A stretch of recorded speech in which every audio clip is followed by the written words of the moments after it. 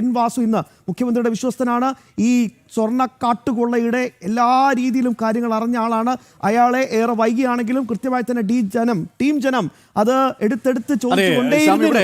ആദ്യഘട്ടം മുതൽ തന്നെ എൻ വാസുവിനെ എന്തുകൊണ്ട് അറസ്റ്റ് ചെയ്യുന്നില്ല, എന്തുകൊണ്ട് ചോദ്യങ്ങൾ എത്തുന്നു പക്ഷെ ഉത്തരത്തിലേക്ക് എത്തുന്നില്ല എന്ന് കൃത്യമായി ചോദിച്ചത് ജനം ടിവിയാണ്. ഒടുവിൽ സമ്മതിക്കേണ്ടി വന്നു ഇടതുപക്ഷ സർക്കാരിന് എൻ വാസു കുറ്റക്കാരനാണ്. SIT സംഘം തെളിവുകൾ സഹിതം കണ്ടെത്തിയിരിക്കുന്നു. ഒടുവിൽ നിർണായകമായൊരു അറസ്റ്റും. യെസ്, എന്തായാലും എൻ വാസുവിനെ കോടതിയിൽ ഹാജരാക്കുന്ന വളരെ പ്രധാനപ്പെട്ട ദൃശ്യങ്ങളിലേക്ക് ഒന്ന് പോകേണ്ടതുണ്ട്. PCR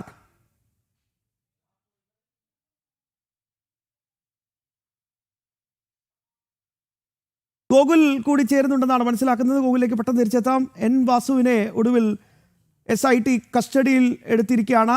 ആ ദൃശ്യങ്ങളാണ് പ്രേക്ഷകർ ഇപ്പോൾ കണ്ടുകൊണ്ടിരിക്കുന്നത്. കോടതിയിൽ കട്ടിളപ്പാളി കടത്തിയ കേസിൽ എല്ലാം അറിഞ്ഞത് എൻ വാസുവാണ്.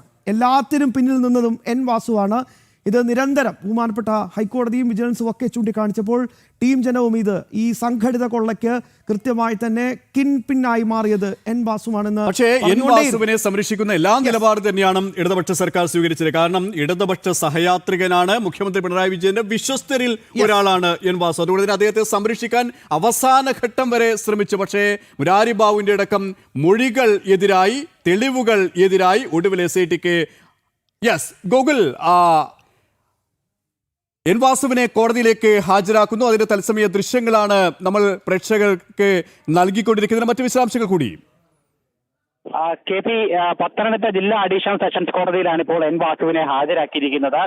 നിലവിൽ ഈ ശബരിമല സംബന്ധിച്ചിട്ടുള്ള സ്വർണ്ണക്കള്ള സംബന്ധിച്ചിട്ടുള്ള 2 കേസുകളും രജിസ്റ്റർ ചെയ്തിരിക്കുന്നത് റാന്നി മജിസ്ട്രേറ്റ് കോടതിയിലാണ്. ഇന്നിപ്പോൾ റാന്നി കോടതി അവധിയായ സാഹചര്യത്തിലാണ് പത്തനംതിട്ട ജില്ലാ കോടതിയിലേക്ക് വാസുവിനെ ഇപ്പോൾ എത്തിച്ചിരിക്കുന്നത്. നിലവിൽ ഇപ്പോൾ അന്വേഷണ സംഘം ഈ ഘട്ടത്തിൽ എന്തായാലും വാസുവിനെ കസ്റ്റഡിയിൽ ആവശ്യപ്പെട്ടേക്കില്ല എന്നുള്ള സൂചനകളാണ് നമുക്ക് ലഭ്യമാകുന്നത്. ഒരുപക്ഷെ അങ്ങനെയാണെങ്കിൽ വാസു റിമാൻഡിലേക്ക് പോയതിനു ശേഷം വരുന്ന ദിവസങ്ങളിൽ കസ്റ്റഡിയിൽ വാങ്ങി കൂടുതൽ ചോദ്യം ചെയ്യാനടക്കമുള്ള നടപടികൾ സ്വീകരിക്കാനുള്ള തീരുമാനമായിരിക്കും അന്വേഷണ സംഘം നടത്തുക എന്നുള്ളതാണ് നമുക്ക് മനസ്സിലാക്കുവാനായിട്ട് സാധിക്കുന്നത്. എന്തായാലും ഈ കള്ളപ്പാളി കേസുമായി ബന്ധപ്പെട്ടാണ് എൻ വാസുവിന്റെ അറസ്റ്റ് ഇപ്പോൾ രേഖപ്പെടുത്തിയിരിക്കുന്നത്. ഇപ്പോൾ കോടതി സമയം കഴിഞ്ഞെങ്കിലും മജിസ്ട്രേറ്റ് അല്പസമയം മുമ്പാണ് ഈ കേസ് പ്രത്യേകമായി പരിഗണിക്കുന്നതിന്റെ ഭാഗമായിട്ട് കോടതിയിലേക്ക് എത്തിച്ചേർന്നത്. എന്തായാലും വാസുവിന്റെ കോടതി നടപടികൾ അല്പസമയത്തിനകം തന്നെ ആരംഭിക്കുമെന്നുള്ളതാണ് നമുക്ക് ലഭ്യമാകുന്ന വിവരം. റിമാൻഡിൽ പോയതിനു ശേഷം അതിനുശേഷം കുറച്ച് ദിവസങ്ങൾക്ക് ശേഷം കസ്റ്റഡിയിൽ വാങ്ങി കൂടുതൽ ചോദ്യം ചെയ്ത നടപടികൾ പൂർത്തീകരിക്കാൻ വേണ്ടിയിട്ടാണ് അന്വേഷണ സംഘത്തിന്റെ തീരുമാനം എന്നുള്ളതാണ് നമുക്ക് ഈ ഘട്ടത്തിൽ മനസ്സിലാക്കുവാനായിട്ട് സാധിക്കുന്നത്. എന്തായാലും നേരത്തെ തന്നെ ഈ കേസുമായി ബന്ധപ്പെട്ട എൻ വാസുവിനെ അന്വേഷണ സംഘം പ്രതി ചേർത്തിരുന്നതാണ്. കട്ടിളപ്പാളി കേസിൽ 3ാം പ്രതിയായിട്ടാണ് എൻ വാസുവിന്റെ പേര് അന്വേഷണ സംഘം രേഖപ്പെടുത്തിയിരുന്നത്. ഇതിൽ കൃത്യമായിട്ട് ഈ സ്വർണ്ണക്കൊള്ളയിൽ എൻ വാസുവിന്റെ പങ്ക് വ്യക്തമായതിന്റെ അടിസ്ഥാനത്തിലാണ് അന്വേഷണ സംഘം വാസുവിനെ 3ാം പ്രതിയാക്കി ചേർത്തിരിക്കുന്നത്. ഇതുമായി ബന്ധപ്പെട്ട് നടക്കുന്ന 5ാമത്തെ അറസ്റ്റ് കൂടിയിട്ടാണ് എൻ വാസുവിന്റേത്. മാത്രമല്ല ദേവസ്വം ബോർഡിന് അല്ലെങ്കിൽ ഒരു ഉദ്യോഗസ്ഥ തലത്തിലല്ലാതെ ദേവസ്വം ബോർഡിന്റെ അല്ലെങ്കിൽ ഒരു അധികാര സ്ഥാനത്തിരുന്ന ഒരാളുടെ ആദ്യത്തെ അറസ്റ്റ് കൂടിയിട്ടാണ് എൻ വാസുവിന്റെ അറസ്റ്റിലൂടെ രേഖപ്പെടുത്തിയിരിക്കുന്നത്. എന്തായാലും അല്പസമയത്തിനകം തന്നെ കോടതി നടപടികൾ ആരംഭിക്കുന്നുണ്ടാവും. റിമാൻഡിൽ പോയതിനു ശേഷം നേരെ ഒരുപക്ഷെ ജയിലിലേക്കായിരിക്കും എൻ വാസുവിനെ കൊണ്ടുപോവുക. ജയിലിൽ പ്രത്യേക പരിഗണന ആവശ്യപ്പെട്ടേക്കാനും സാധ്യതയുണ്ട്. പക്ഷേ നിലവിൽ എന്തായാലും അങ്ങനത്തെ ഒരു തീരുമാനത്തിലേക്ക് കോടതി എത്തുമോ എന്നുള്ള കാര്യം അറിയുവാനും അല്ലെങ്കിൽ ഉറപ്പില്ല എന്നുള്ളത് തന്നെ നമുക്ക് പറയുവാനായിട്ട് സാധിക്കുന്നുണ്ട്. എൻ വാസുവിനെ പത്തനംതിട്ട കോടതിയിലാണ് എത്തിച്ചിരിക്കുന്നത്. റാന്നി മജിസ്ട്രേറ്റ് അവധിയായതിനാലാണ് പത്തനംതിട്ട കോടതിയിൽ ഹാജരാക്കിയത്. ഗൂഗിൾ സൂചിപ്പിച്ചതുപോലെ തന്നെ റിമാൻഡ് ചെയ്യും, പിന്നീട് കസ്റ്റഡിയിൽ. ഇതിനകത്ത് ഏറ്റവും പ്രധാനപ്പെട്ട കാര്യം KP, ഇതില് മുഖ്യമന്ത്രിയുടെ വിശ്വസ്തനാണ് SITക്ക് മുമ്പാകെ എത്തുന്നത്, ചോദ്യമുനയിലേക്ക് എത്തുന്നത്. ഗോകുൽ, ആ അർത്ഥത്തിൽ നോക്കുകയാണെങ്കിൽ ഇത് വലിയ രീതിയിൽ നിർണായകമാണ് ഈ നീക്കം.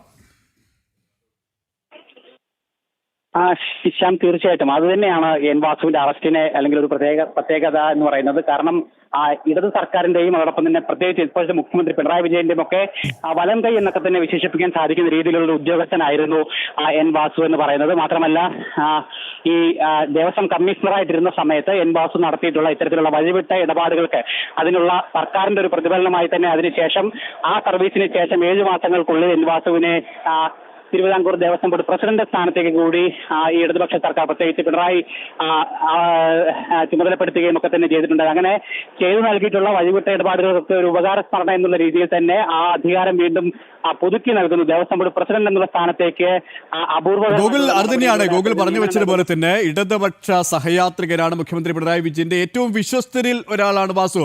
അതുകൊണ്ട് തന്നെയാണ് അവസാന നിമിഷം വരെ എൻ വാസുവിനെ സംരക്ഷിക്കുന്ന, ഒന്ന് തൊടാൻ അറച്ചു നിൽക്കുന്ന, മടിച്ചു നിൽക്കുന്ന സമീപനം അന്വേഷണ സംഘം സ്വീകരിച്ചത്. കാരണം അത്രത്തോളം സമ്മർദ്ദമുണ്ടായിരുന്നു. പക്ഷേ തെളിവുകൾ വാസുവിന് എതിരാണ്, മൊഴികൾ വാസുവിന് എതിരാണ്. അതുകൊണ്ട് തന്നെ ഗത്യന്തരമില്ലാതെ അറസ്റ്റ് ഉൾപ്പെടെയുള്ള നടപടിക്രമങ്ങളിലേക്ക് കടക്കേണ്ടി വന്നിരിക്കുന്നു. ഇനിയുള്ളത് റിമാൻഡ് ചെയ്യുന്നു, കസ്റ്റഡിയിൽ ആവശ്യപ്പെടുന്നു, പിന്നീട് ഒറ്റയ്ക്കിരുത്തി ചോദ്യം ചെയ്യുന്ന ഒരു സാഹചര്യത്തിലേക്ക് എത്തും.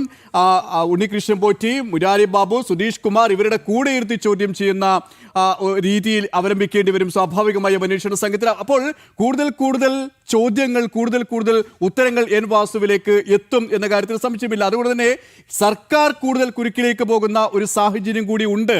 എന്തിന് എൻ വാസുവിനെ സംരക്ഷിച്ചു? ഇനി ആരൊക്കെയാണ് മുന്നിലുള്ളത്, ആരൊക്കെയാണ് ഇനി കുരുക്കിലേക്ക് വരാൻ പോകുന്നത് എന്നുള്ള ചോദ്യം കൂടി നിർണായകമാണല്ലേ? തീർച്ചയായിട്ടും. നിലവിൽ എന്തായാലും ഈ അറസ്റ്റിലായിട്ടുള്ള പ്രധാന പ്രതികളായിട്ടുള്ള മുരാരി ബാബുവിന്റെയും അതോടൊപ്പം തന്നെ സുധീഷ് കുമാറിന്റെയും അടക്കം മൊഴികളിൽ നിന്നാണ് എൻ വാസുവിന്റെ പങ്ക് അന്വേഷണ സംഘത്തിന് കൃത്യമായിട്ട് ഇതിൽ ബോധ്യമായത്. പ്രത്യേകിച്ച് ഈ സുധീഷ് കുമാർ എന്ന് പറയുന്നത് വാസു കമ്മീഷണർ ആയിരിക്കുമ്പോൾ പ്രൈവറ്റ് സെക്രട്ടറി ആയിരുന്ന ആളാണ്, അദ്ദേഹത്തിന്റെ വിശ്വസ്തനായിട്ടിരുന്ന ആളാണ്. അതുകൊണ്ട് തന്നെ ഈ വാസു ചെയ്തിട്ടുള്ള ക്രമക്കേടുകളെ പറ്റിയൊക്കെ കൃത്യമായിട്ട് ധാരണയുള്ള ഒരു വ്യക്തി കൂടിയിട്ടാണ് ഡി സുധീഷ് കുമാർ. അങ്ങനെയുള്ള സുധീഷ് കുമാർ കുരുക്കിലേക്ക് നീങ്ങിയ സമയത്ത് അറസ്റ്റിലായ സാഹചര്യത്തിൽ വാസുവിന്റെ പങ്ക് അടക്കം കൃത്യമായിട്ട് മൊഴിയിലൂടെ അന്വേഷണ സംഘത്തിന് മുൻപാകെ ബോധ്യപ്പെടുത്തുകയും ചെയ്തിട്ടുണ്ടായിരുന്നു.